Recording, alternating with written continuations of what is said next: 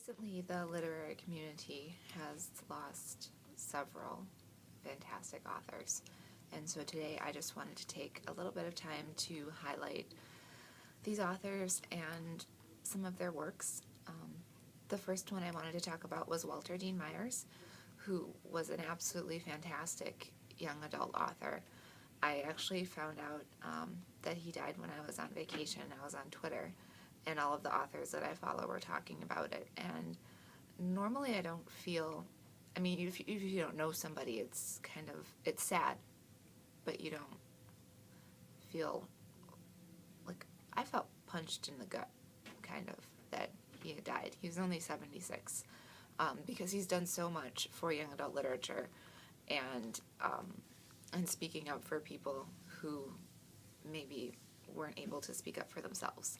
So some of the books that I pulled of his that are just great, I grabbed three. The first one is Sunrise Over Fallujah, which is the third in his war trilogy about African Americans going to war. So there's one about World War II, and that one's Invasion. There's one about the Vietnam War, and then there's this one. And it all kind of follows a family and their involvement in war and what they experience as soldiers. So this is excellent. Another one is All the Right Stuff, which is one of his newer books. It's very brief. You see, it's a small book, but he packs a lot of punch into his small books. This is just about one summer, Paul Dupree, and him having to decide what's more important in life, making a name for himself in his neighborhood as being like a cool guy, or making a future for himself. And then the last one is probably Myers' one of his most well-known books, and maybe his most controversial, and it's called Monster.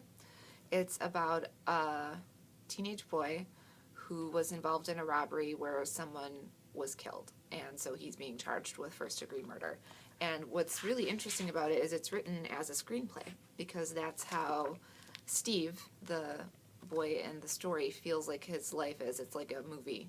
It's something that he's in, but he can't believe that he's actually living it. So it's an extremely powerful book, and it makes you really consider the justice system and if it's just. The next author passed away a little bit ago, but this is Diana Wynne Jones.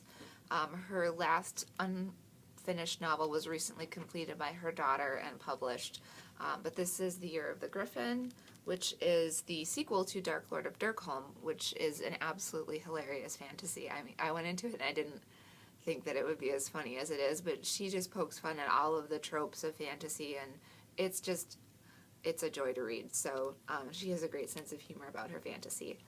And this is another one, The Merlin Conspiracy. We have tons of books by Diana Wynne Jones. So this is kind of like a murder mystery involving Merlin. Did he actually die of natural causes, or was he murdered by sorcery? And the last one isn't a YA author, but I would recommend him to anybody and everybody, and that's Ian Banks. And I felt really horrible that I didn't know that he had passed away last year, because I was waiting for his new book to come out, and I'm like, oh. Then I saw that he had passed away in 2013. And he actually writes under two different names. Ian Banks is his name for fiction, so he did a book in the 80s called The Wasp Factory, which is absolutely fantastic. It's one of those kind of mind-blowing books that you read and you will never forget reading it, so I highly recommend that one. More literary fiction, but kind of along the lines of John Fowles' The Collector. And then he also did a science fiction series in this universe called The Culture, which is set like a bajillion years in our future, scientific terms. And this culture, called The Culture, is sort of the ruling entity of the universe as humanity and alien kind has found it. And it has all of these governmental divisions, and one is called Special Circumstances, and that's kind of like their CIA.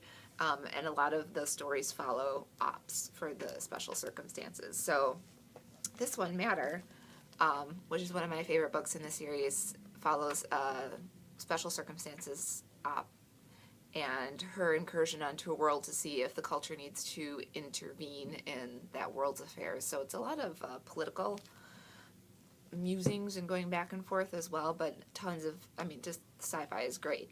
And then another one, Look to Windward, which is about a composer and an agent that he thinks is out to kill him, and the composer is like the only one who can save, one of those, the only one who can save the world, except it's bigger than that. It's, of course, in the galaxy.